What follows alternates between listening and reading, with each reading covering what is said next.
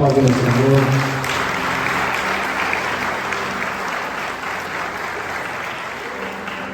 Bom dia a todos, a paz do Senhor Jesus.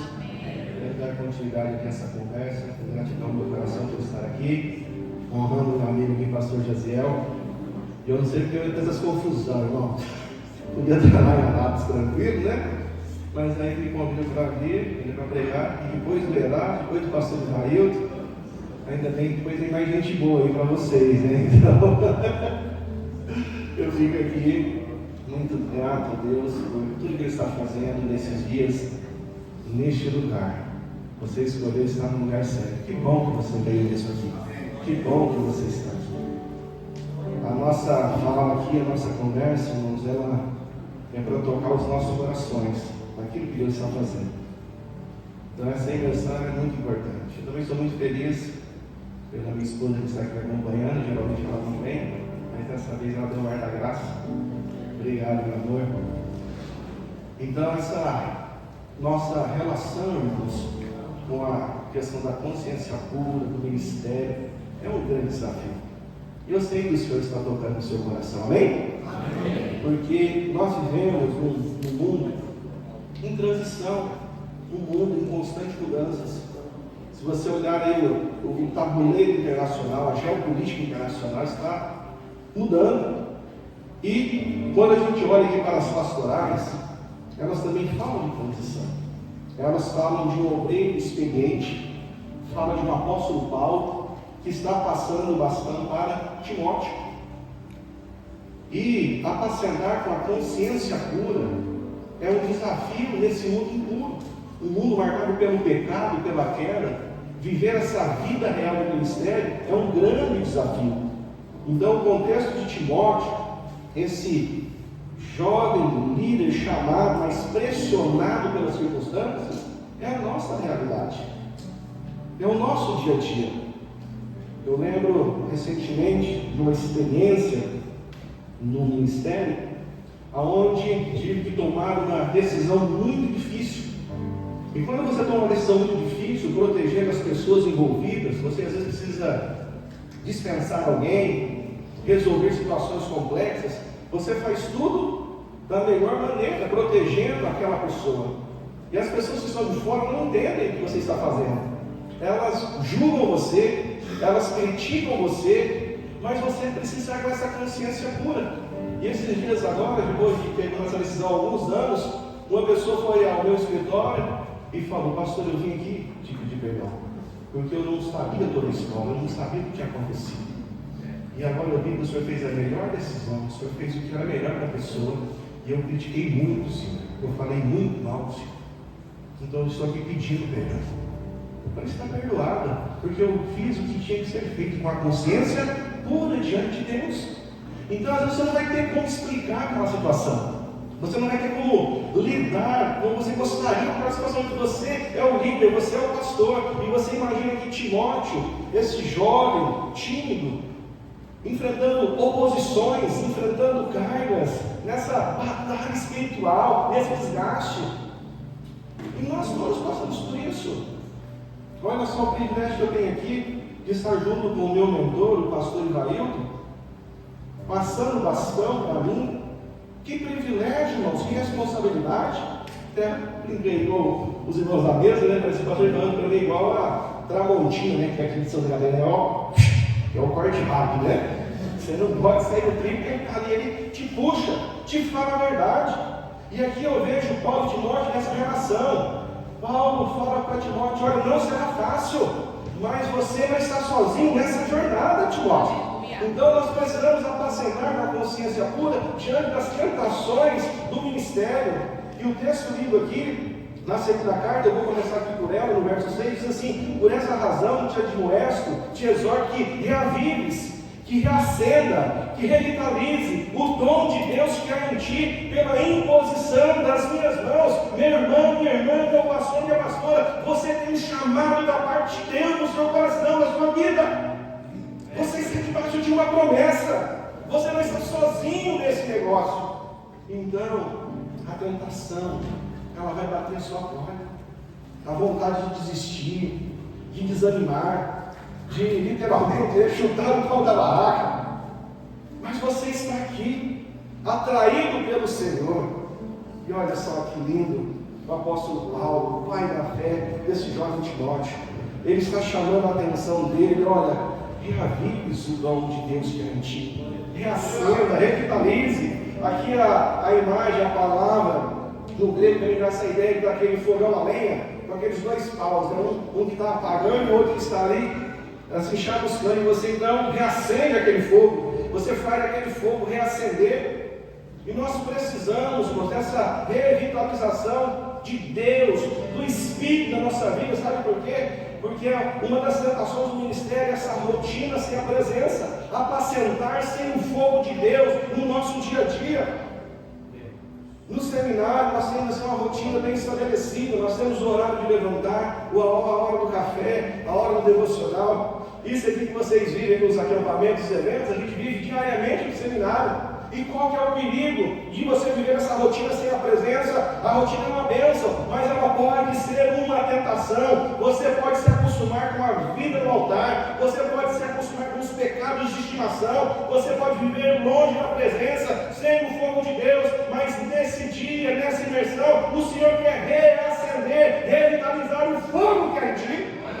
O fogo que há dentro do nosso coração. Reacende, Senhor, faz de novo. A vida no altar nos é algo muito perigoso. Nós sempre usamos no seminário o exemplo do profeta Samuel com seus filhos. Eles se acostumaram com o sagrado. Havia uma ordem expressa de Deus, como deveria ser oferecido o sacrifício. E muitas vezes, meus pastores, meus líderes, nós nos acostumamos com as coisas do altar, com as coisas de Deus. E se tem uma coisa que me preocupa, a gente que está à frente de uma instituição de formação, que viaja, passou pelas igrejas, conhecendo as rotinas, é que muitas vezes o pastor, o líder, ele está tão acostumado com aquilo ali que ele não sente falta da presença. Uma outra coisa assim, muito interessante na jornada ministerial, irmãos, é o seguinte: você faz apelo, você derrama, você convida o povo para o arrependimento, mas você mesmo vive uma vida no automático. Você não chora na presença, você não se humilha, você não se rende. Então, não perca essa oportunidade, não perca esse tempo. Eu e o pastor Jaziel já participamos de vários eventos juntos, a gente sempre observa uma coisa, a gente já conversou sobre isso. Às vezes Deus está falando, está aquele mover gostoso, e os pastores estão onde? Batendo papo, conversando, longe daquilo que Deus está querendo fazer. Então quem que puxa a sua orelha, quem que chama a sua atenção, quem é o seu pastor e marido da sua vida? Que às vezes você não tem esse privilégio de um mentor, às vezes você deixou de dar satisfação, mas nessa manhã o Senhor te chama não para viver uma rotina sem presença, não para acender sem fogo, mas para uma vida cheia da presença e cheia do Espírito. Ele nos chama para isso, porque isso é uma tentação. E a outra tentação aqui na segunda carta, no verso 7, é a tentação, irmãos, da covardia. Por essa razão, olha só o que ele fala: Deus não tem nos dado espírito de covardia. E muitas vezes, irmãos, a covardia, ela aparece no nosso ministério como uma bênção, no sentido de um medo disfarçado de prudência. Aí você não toma decisão, você não faz o que precisa ser feito, você tem medo de confrontar o pecado, porque muitas vezes você está acostumado com o pecado. Você tem medo de tomar uma decisão, você tem medo de corrigir, você tem medo de chamar para o padrão bíblico, porque é pecado, irmãos, pecado desagrada ao Senhor. Mas nós pensamos que nós somos pecadores, mas somos lavados e remidos pelo sangue do Cordeiro. Paulo a Timóteo, ele faz essa exortação, esse encorajamento, dizendo: Timóteo, Deus não nos deu espírito de covardia. É tempo de transição, é tempo de mudança no mundo, na igreja presbiteriana renovada e também no seu ministério. Quem sabe é tempo de mudança na sua casa também. Eu era pai de crianças, agora minha filha é uma jovem, uma adolescente, é um outro modelo de paternidade, é uma outra relação. Aprenda a ler os tempos, aprenda a discernir. Não tenha medo de decidir, não tenha medo entregar, de se render, sabe por quê? Deus nos deu o que aqui, ó, não esse espírito de covardia, mas de poder, de amor, de moderação, de prudência. Você não está sozinho na sua jornada, o Espírito Santo está com você. Amém. Só que muitas vezes nós perdemos essa sensibilidade de ouvir a voz do Espírito. E às vezes a voz do Espírito pode estar nesse seu amigo pastor, nesse seu colega de ministério que só quer o seu bem, mas você resiste, você afasta. Então isso pode ser uma tentação para você, porque quando você vai para a primeira carta também, e eu gostaria muito que você abrisse aí na primeira carta do capítulo 4, a partir do versículo 12, onde Paulo fala: ninguém despreze a tua mocidade, pelo contrário, torne-te padrão dos fiéis, na palavra, no procedimento, no amor, na fé e na pureza. Sabe por quê, irmãos? Porque às vezes você não está apacentando de consciência pura, você está apacentando com a consciência manchada. O diabo, o nosso acusador, tem te acusado, e essa consciência manchada, ela não vai começar com grandes coisas. Ninguém está escorregando, errando grandes coisas. Nós geralmente começamos com pequenas concessões. E se tem uma coisa, irmãos, que a Bíblia ensina sobre o pecado, que todo pecado é uma atitude de orgulho contra Deus. Todo pecado é uma atitude de orgulho contra o Criador.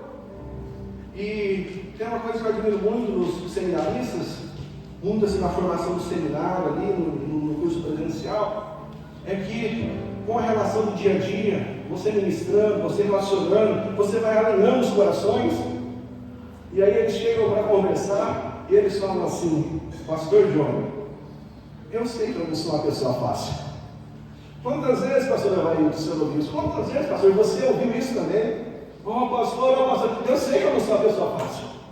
Eu sou inflexível, eu sou durão, durona, eu gosto das coisas do meu jeito.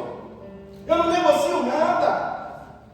Eu ouço aqui e saio daqui. Mas, irmãos, às vezes a sua consciência está manchada pelo pecado, pelo orgulho, mas muitas vezes a gente não assume também que a gente é difícil de lidar. Às vezes você aponta, está todo mundo errado.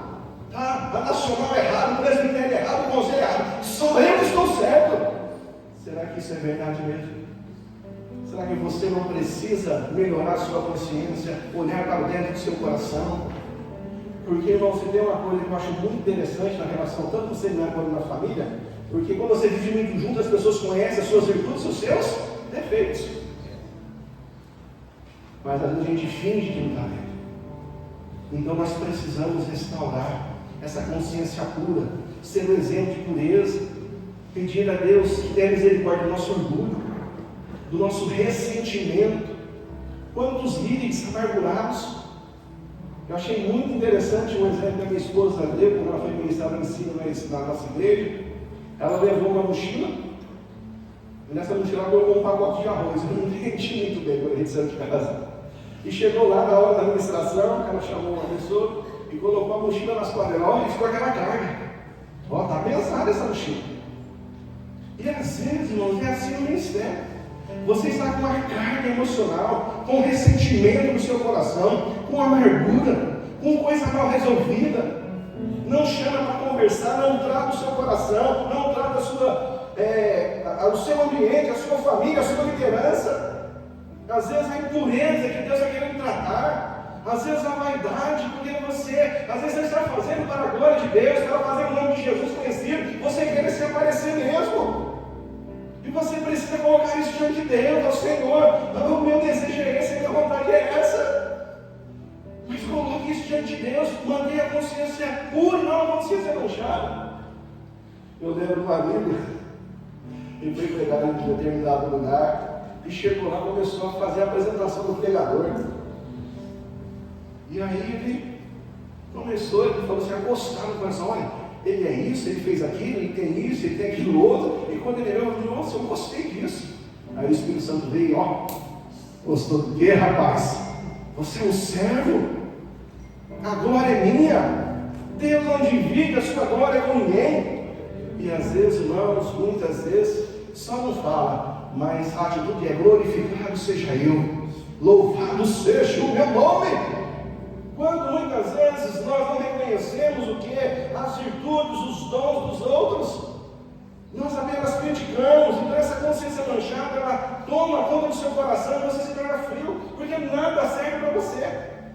Você só sabe criticar. Ah, eu não vou naquela igreja porque é muito tradicional. Ah, eu não vou nesse aqui porque esse aqui é muito pentecostal. Aí a pessoa arruma desculpa tudo, e ela não busca, ela não se entrega, ela não se rende. Mas Paulo está chamando Timóteo a uma consciência pura e não uma consciência manchada. Então, irmãos, consciência suja, consciência manchada apaga o fogo, mas o Espírito Santo está aqui para reacender o fogo em cada coração. Isso é uma coisa muito séria, irmão. Sabe por quê? Porque Paulo nos chama, junto com Timóteo, a ser um exemplo. E nós tivemos recentemente uma notícia muito triste no cenário evangélico internacional. Um pastor famoso, Philip Yancey, escritor de muitos livros, escritor de milhões de livros. Ele é apenas mais um caso de tantos outros que, infelizmente, o quê? Anuncia, escreve, prega, fala, mas está vivendo, irmãos, mais de 7 anos em adultério.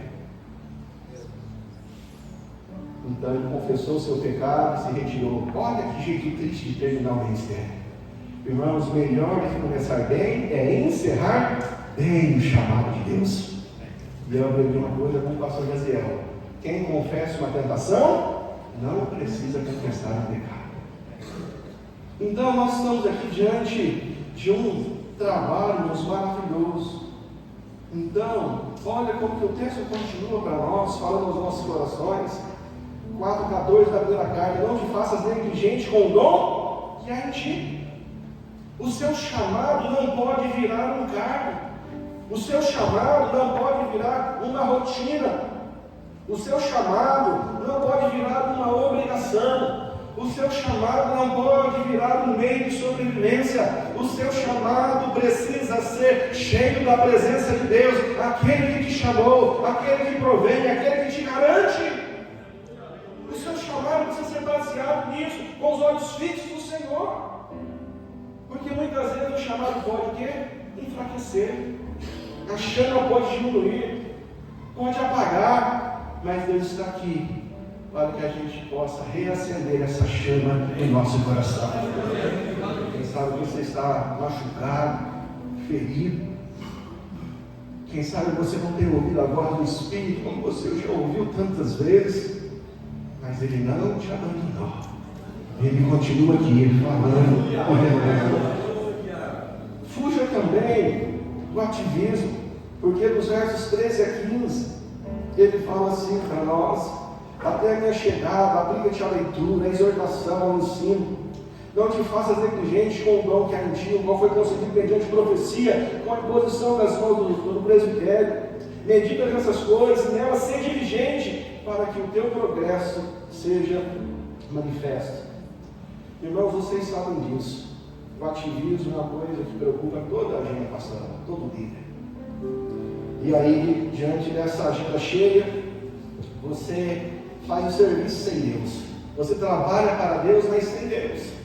Na sua competência, na sua habilidade, por causa desse mundo da performance. Você sabe como fazer, você sabe como se posicionar na frente do público, como segurar o microfone, como modular a voz, como usar todos os recursos disponíveis. Mas eu quero te dizer uma coisa: nunca se esqueça disso. Nada substitui o toque do Espírito Santo na sua vida. Nada substitui essa presença gloriosa e poderosa. Então, trabalhar para Deus sem Deus, irmão, seca a sua alma. E o antídoto Paulo está aqui para nós. Você precisa da leitura bíblica. Você precisa, como o pastor Erasmo disse ontem, comer a Escritura, amar a Escritura. Eu achei muito interessante. Eu fui numa conferência para pastores e ele falou assim: pastores, vocês leem a Bíblia pelo menos uma vez por ano?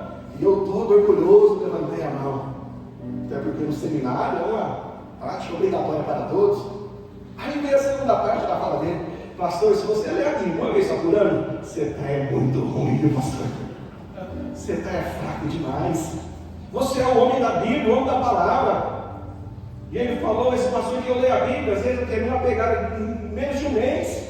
O Novo Testamento eu leio várias vezes. Então nós precisamos amar a palavra. Você pode ler livro de liderança, livro de todas as áreas, mas você precisa desse contato com a palavra. Esse é o antídoto que nós precisamos. Leia a palavra, leia a Escritura, mergulhe nela. Seja exortado pela palavra, encorajado, ensine, seja inteligente, vigilante, porque o seu progresso será manifesto. E vamos ser sinceros. O povo sabe o dia que você preparou e o dia que você não preparou. Você também tem essa sensibilidade, mas a nossa consciência muitas vezes está manchada, está impura, está acostumada.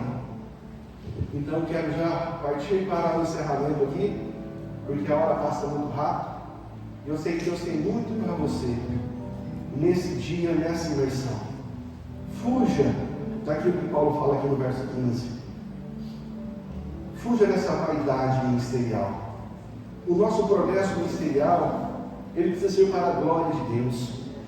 A excelência não pode ser um ídolo. Fazer as coisas bem feitas, sim, mas tudo para a glória do Senhor. Há um novo tempo, há uma nova oportunidade. E ele está mandando aqui em Timóteo, olha, crescer de verdade, porque a excelência você não pode virar um ídolo no nosso coração, porque senão você perde o amor, você perde a paciência, você perde a graça, e aí o padrão vira uma arma, o púlpito, o microfone vira um lugar para ferir pessoas, porque você está machucado, ferido, mas nessa manhã, nesse dia, é tempo de cura, é tempo de reavivar, reacender, revitalizar, sabe por quê? Porque é isso que o Senhor tem para nós. Então a vida pastoral, a vida da liderança, ela precisa ser equilibrada entre a vida com Deus e o estudo, a doutrina. É o que ele diz aqui em 1 Timóteo 4,16, olha só que lindo. Tem cuidado de ti mesmo e da doutrina. Tema da semana, cuidado pastoral. Olha que coisa, vida mais doutrina vai ser igual ao ministério saudável. Então a doutrina sem vida vai gerar o quê? Um afastamento, vai gerar o quê? Frieza, arrogância, dureza. A vida sem doutrina vai gerar emocionalismo, misticismo, engano. Mas como eu disse e volto a ressaltar, o que Paulo nos ensina, persevera nessas coisas.